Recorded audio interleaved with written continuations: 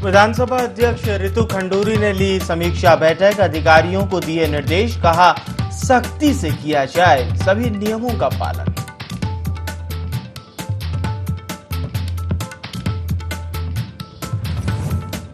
चारधाम यात्रा को लेकर सतर्क पुलिस महानिदेशक ने खुद लिया यात्रा का रुद्रप्रयाग में जायजा।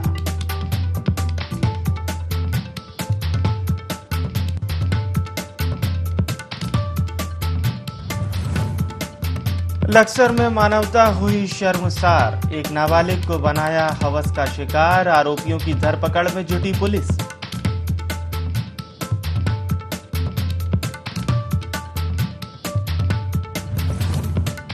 चंपावत उपचुनाव में कांग्रेस ने उतारा प्रत्याशी, महिला उम्मीदवार पर जताया भरोसा, बड़ा सवाल क्या एकजुटता से जीतेगी कांग्रेस।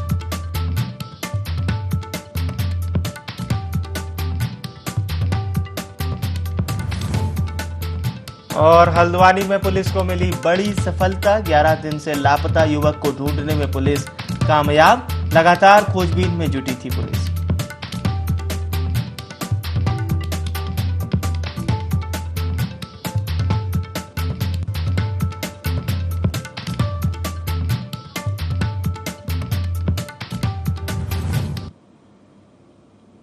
नमस्कार, देवभूमि लाइव में आपका बहुत स्वागत है। मैं हूं विवेक पांडे आपके साथ। खबरें उत्तराखंड की।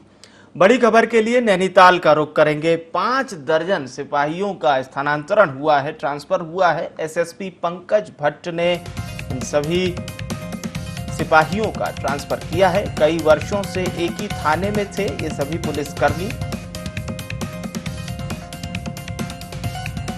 तो नैनीताल से बड़ी खबर आपको बता रहे हैं। 5 दर्जन सिपाहियों का ट्रांसफर हुआ है। 5 दर्जन यानी बड़ी संख्या में सिपाहियों का ट्रांसफर हुआ है। एसएसपी पंकज भट्ट ने ट्रांसफर किया है सभी सिपाहियों का। ये बताया जा रहा है कि कई वर्षों से ये सभी एक ही थाने में पदस्थ थे, जिसके चलते इनका ट्रांसफर किया गया।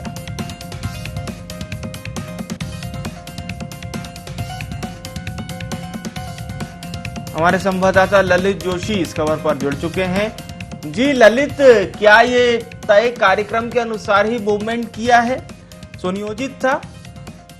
देखिए, हमें बता दें, क्या कहते हैं, सरोवर नदी नैनीताल जनपद में जो एसएसपी है पंकज भट्ट जी ने लगभग 5 दर्जन पुलिस के सिपाहियों को, महिलाओं को, पुरुषों को इधर उधर ठहराने पे वो क्या है। और ये भी जानकारी मिली है, क्या कहते कि ये कई वर्षों से यहाँ इन थानों में जमे हुए थे और ये रूटीन के तहत भी किया गया है कि उत्तराखंड शासन ने यह भी माना था कि जो लोग 1-1, 2-2, 3-3 साल तक एक ही थाने में जमा हुए हैं तो उन्हें भी इधर उधर किया जाए। जी शुक्रिया ललित, तमाम जानकारी दर्शकों तक पहुंचाने के लिए।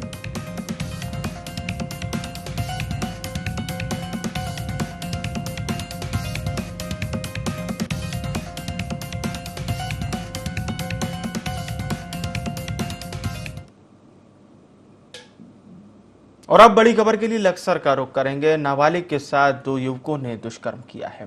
कोल्ड ड्रिंक में नशीली दवा पिलाकर नाबालिग के साथ दुष्कर्म किया गया। किशोरी की मां ने इसकी शिकायत की। किशोरी की सहेली और 2 युवकों के खिलाफ मुकदमा दर्ज कर लिया गया है।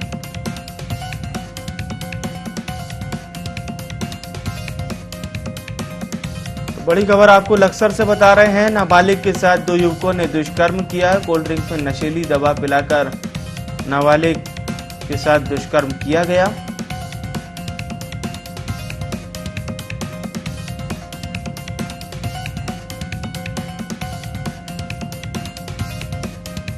किशोरी की मां ने इसकी शिकायत की है। किशोरी की सहेली और 2 युवकों के खिलाफ मुकदमा दर्ज कर लिया गया है।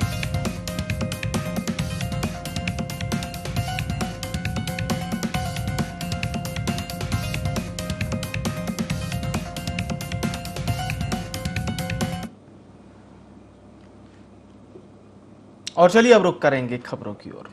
उत्तराखंड विधानसभा में नेता प्रतिपक्ष यशपाल आर्य ने सरकार के कामकाज पर सवाल खड़े किए।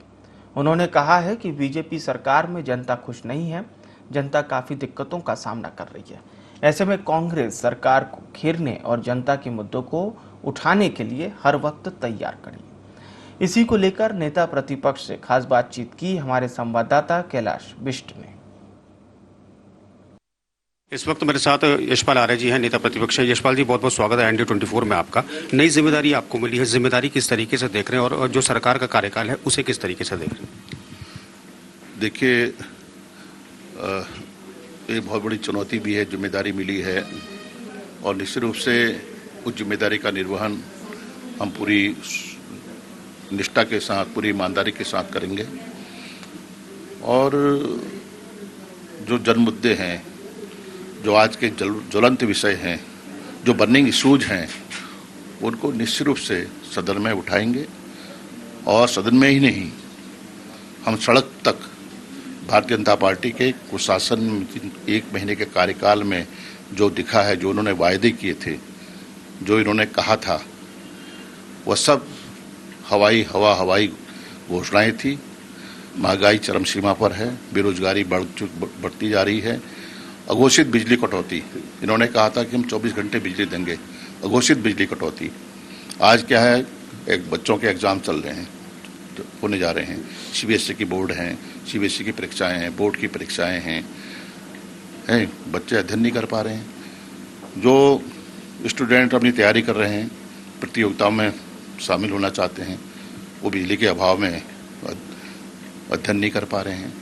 तो और सरकार आंखें मूंदे बैठी हुई है, रोम जल रहा है और नीरो बंसी बजा रहा है। सर, परिसंपत्तियों के बंटवारे को लेकर सरकार बात करी, लेकिन अगर बात करें तो जब पहली निर्वाचित सरकार थी तब से ये मामला चला आ रहा है। देखिए, निर्वाचित सरकारें रही हैं। 2002 में कांग्रेस की पहली सरकार बनी, निर्वाचित सरकार, और तब उत्तर प्रदेश में सरकार कभी मुलायम सिंह की सरकार रही, कभी मायावती की सरकार रही, कभी कल्याण सिंह की सरकार रही, भारतीय जनता पार्टी की सरकार रही।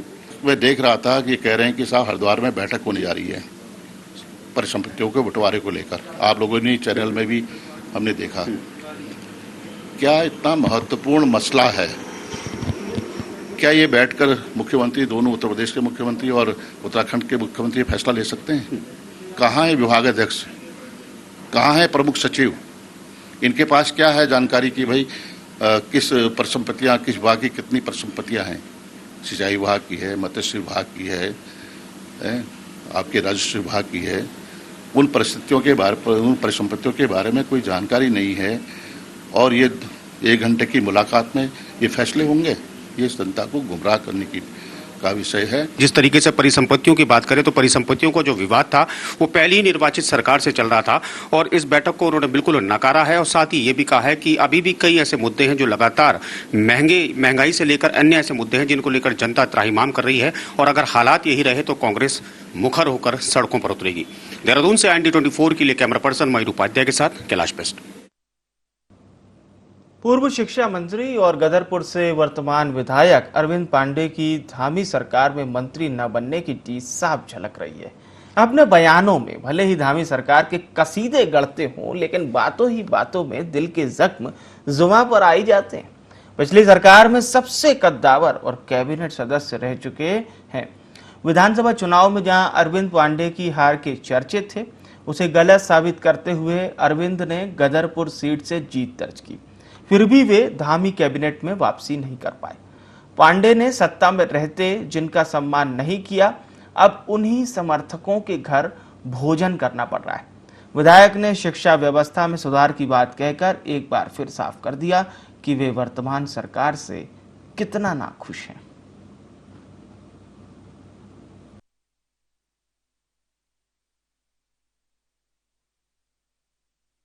मैं उत्तराखंड विद्यालय शिक्षा के जो शिक्षक भाई बहन हैं, मैं उन समस्त शिक्षक भाई बहनों का मैं साधुवाद करता हूं, क्योंकि मैंने वो हालात देखा है कि जब भी कोई शिक्षा मंत्री चुनाव लड़ता था तो पहले शिक्षक भाई बहन सब जगह फ़ोन करते थे कि यह शिक्षा मंत्री चुनाव नहीं जीतना चाहिए। लेकिन जब मैं चुनाव लड़ रहा था तो यह मेरा सौभाग्य है कि मेरे विद्यालय शिक्षा का शिक्षक भाई बहन ये जो जहाँ भी थे हमारी विधानसभा में भले नहीं थे, लेकिन वो सब लोग फ़ोन करके मेरे इलाके में बोलते थे कि अरविंद पांडे चुनाव जीतना चाहिए। ये मेरा सौभाग्य है, यही मेरी जीत है। रही बात मैं मंत्री नहीं बना तो निश्चित ही मैं मानता हूँ कि इसके पीछे हो सकता है कि मुझसे भी कोई कमी हुई हो, तो उस कमी के नाते मैं नहीं बन पाया। और हमारी सरकार अच्छा काम कर रही है, हम अपनी सरकार के साथ खड़े हैं। उत्तराखंड में उपचुनाव को लेकर कांग्रेस और बीजेपी एक बार फिर से आमने सामने हैं। दोनों ही दलों के नेता अपनी अपनी जीत के लिए पूरी तरह से आश्वस्त नजर आ रहे हैं, लेकिन सीएम के खिलाफ कांग्रेस ने जो उम्मीदवार उतारा है उससे साफ तौर पर लग रहा है कि कांग्रेस ने बीजेपी को नतीजों से पहले ही वॉक ओवर दे दिया है। देखिए रिपोर्ट।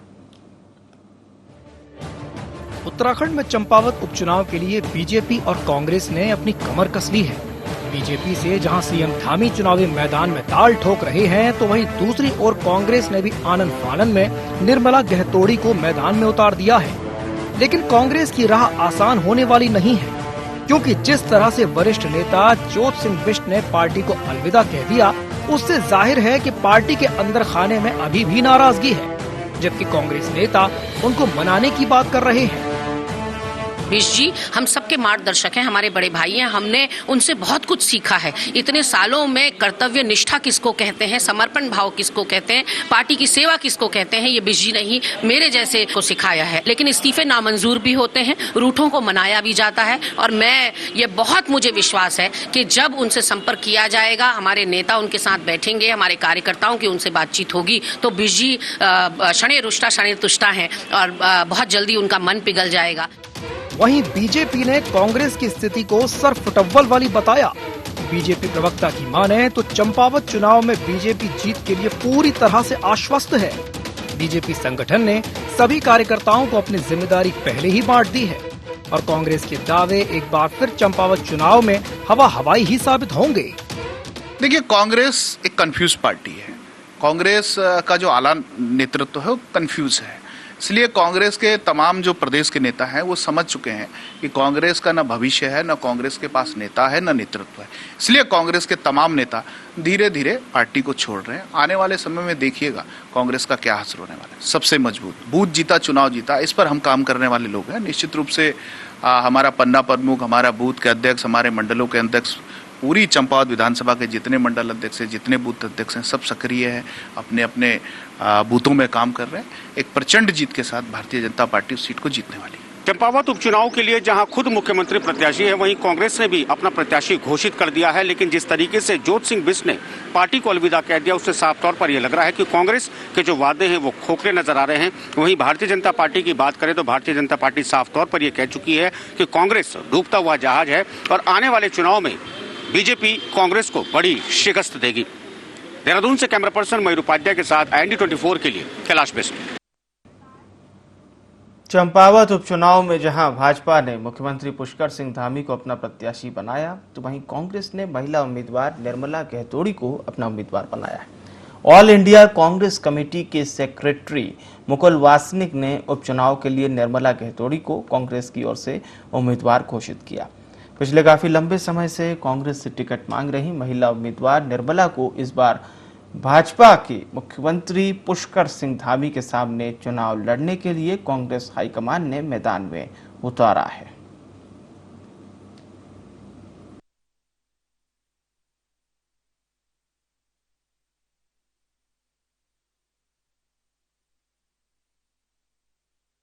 प्राथमिकता यही है कि हम उपचुनाव में लोगों से कहेंगे, जिस तरह से इन्होंने महंगाई करी है, बेरोजगारी करी है, और जिस तरह से जुमले ये कर रहे हैं, क्योंकि मुख्यमंत्री आज ही नहीं, पिछली बार भी मुख्यमंत्री वही थे और उन्होंने क्या किया ये सबको मालूम है। जो भी योजनाएं कांग्रेस के टाइम में चली थी वो आज तक बंद है, न उनमें कोई कार्यक्रम हुआ, न उनका कोई शुभारंभ। सहसपुर पुलिस को बड़ी सफलता मिली। पुलिस ने मादक पदार्थ की तस्करी करने वाले एक आरोपी को गिरफ्तार किया। आरोपी के पास से 4 लाख से अधिक की स्मैक बरामद की गई। प्रभारी पुलिस क्षेत्राधिकारी विकास नगर नीरज सेमवाल ने बताया कि सहसपुर थाना क्षेत्र के आसन पुल के पास चेकिंग के दौरान मोटरसाइकिल सवार आरोपी पुलिस के हत्थे चढ़ा, जिसके पास से 104 ग्राम स्मैक बरामद की गई।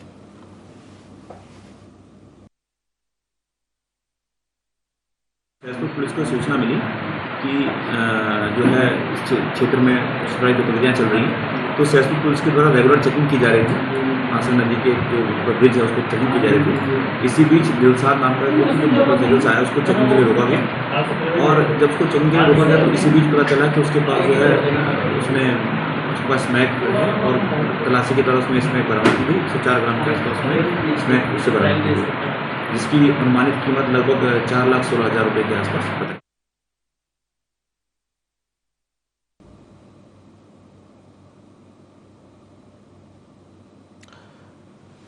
तो सहसपुर में पुलिस को सफलता मिली है। 4 लाख से अधिक की स्मैक बरामद की गई। दरअसल आरोपी छात्रों को, मजदूरों को स्मैक सप्लाई करता था।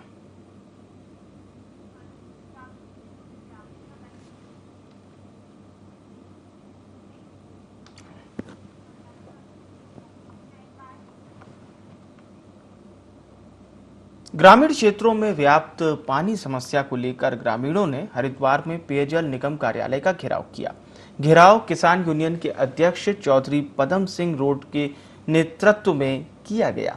ग्रामीणों का कहना था कि पानी के लिए लगाए गए हैंडपंप खराब हैं। उनका कहना था कि सभी सरकारी नल और टंकियां भ्रष्टाचार की भेंट चढ़ गई हैं। ग्रामीणों के आक्रोश को देखते हुए अधिशासी अभियंता मोहम्मद मिशम ने अवैध कनेक्शन देने वालों के खिलाफ कार्रवाई करने सहित समस्या का समाधान करने का आदेश दिया।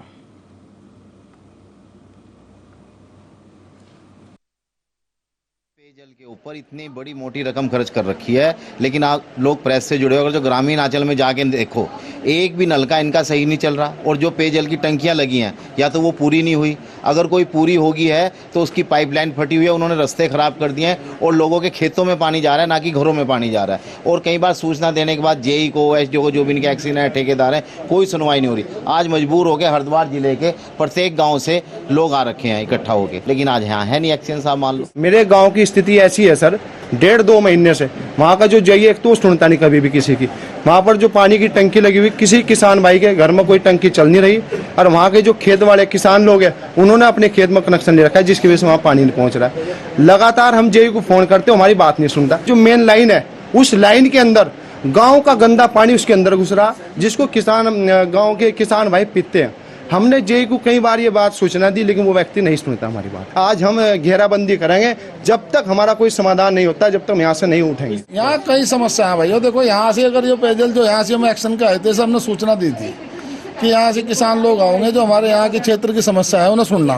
पहले तो वो यहाँ मिले नहीं, चलो ये हिसाब आए, दोबारा जय साहब है यहाँ से, एसडीओ साहब है, इन्हें समस्या सुन लिया, पर समस्या गंभीर है। जो वहाँ से आबादी में कनेक्शन देने थे, वो इन्होंने खेतों में दे रखे। उसका यूज जो हो रहा पानी का खेतों में हो रहा, ना के गाँव में किसी को मिल रहा पीने का। जो शुद्ध पानी था वो नहीं पी पा रहा है। रास्ते खराब हो चुके हैं, पूरे रास्ते टूटे पड़े हैं, टंकी इनकी फूट गई है, उसके पाइप नहीं बदलते हैं। हमारे सम्मानित किसान यूनियन के अध्यक्ष और हमारे उनके सदस्य आए हुए थे यहाँ ऑफिस में, और उनकी एक इब्राहिमपुर मसाई में हमारा गाँव है, वहाँ पे एक किसान ने जो है वो हमारे कनेक्शन ले लिए हैं ज़्यादा, तो वो जो पेयजल योजना का पानी है वो अपने खेत में छोड़ा हुआ है, तो लोगों को पानी नहीं मिल रहा। उसके संबंध में आए थे, और एक हमारा कर्मचारी है थोड़ा सा बाइसिंग कर रहा है वो, तो उसके संबंध में आए थे, तो उसको तो हम तत्काल प्रभाव से आज ही हटा देंगे उसको वहाँ से। और कुछ हैंडपम्प लगाने हैं इनके, तो हैंडपम्प के लिए हमने आश्वासन दे दिया है कि हम 15-20 दिन में कोशिश करके लगाएंगे इसको। उत्तराखंड में नशा युवाओं को तेजी से अपनी गिरफ्त में ले रहा है। युवा स्मैक का सेवन करने के साथ ही साथ नशे के कारोबार में भी शामिल हो रहे हैं। पिथौरागढ़ पुलिस ने स्मैक लाते हुए 4 युवाओं को गिरफ्तार किया, जिनसे 17.8 ग्राम स्मैक बरामद की गई। पकड़े गए आरोपी मैदानी क्षेत्रों से स्मैक लाकर बेचते थे।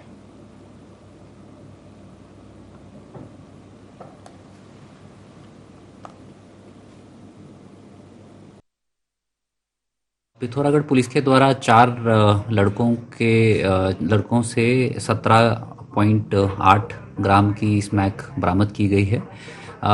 ये चारों लड़के काफ़ी समय से मैदानी क्षेत्रों से स्मैक लाकर यहाँ पिथौरागढ़ में बेचते थे, जो किराए की बाइक यहाँ से लेकर जाते थे और अर्ली मॉर्निंग पिथौरागढ़ में आते थे और यहाँ पे जो है इनको बेचा करते थे। पिथौरागढ़ पुलिस के द्वारा इन चारों को गिरफ्तार किया गया है और माननीय न्यायालय में पेश किया जा रहा है।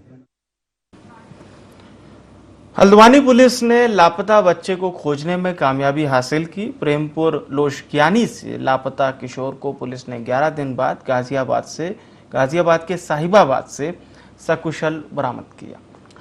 आपको बता दें कि प्रेमपुर लोशकियानी निवासी गीता देवी 24 अप्रैल को सुबह मॉर्निंग वॉक पर निकली तो 15 साल का बेटा भी साथ था।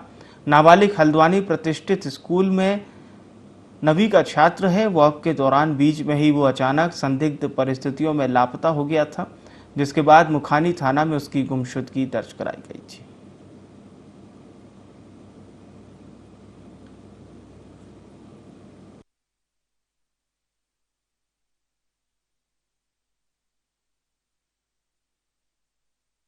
नाम बनाने और अच्छा खासा पैसा कमाने सपना था मेरा, थोड़ा बड़ा घर बनाना, बंगला थोड़ा गाड़ी वगैरह उस चीज़ की गया था। एसआई नीरज चौहान जी, इनका काफ़ी इसमें योगदान रहा और हमारे साथ ये भी 8 दिन तक दिल्ली में काफ़ी हमको भी प्रोत्साहन करते रहे। साथ ही 11 दिन बाद बच्चे की बरामदी हुई।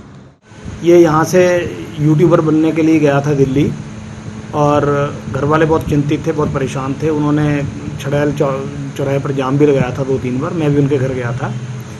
ये बच्चे को कल दिल्ली से बरामद किया गया है और ये बच्चा किसी फैक्ट्री में काम कर रहा था और जब इससे पूछा गया कि ये घर छोड़ के क्यों गया तो उसने ये बताया कि वो यूट्यूबर बनने के लिए दिल्ली गया था। और फिलहाल के लिए देवभूमि लाइव में इतना ही। मुझे यानी विवेक को दीजिए इजाजत। नमस्कार।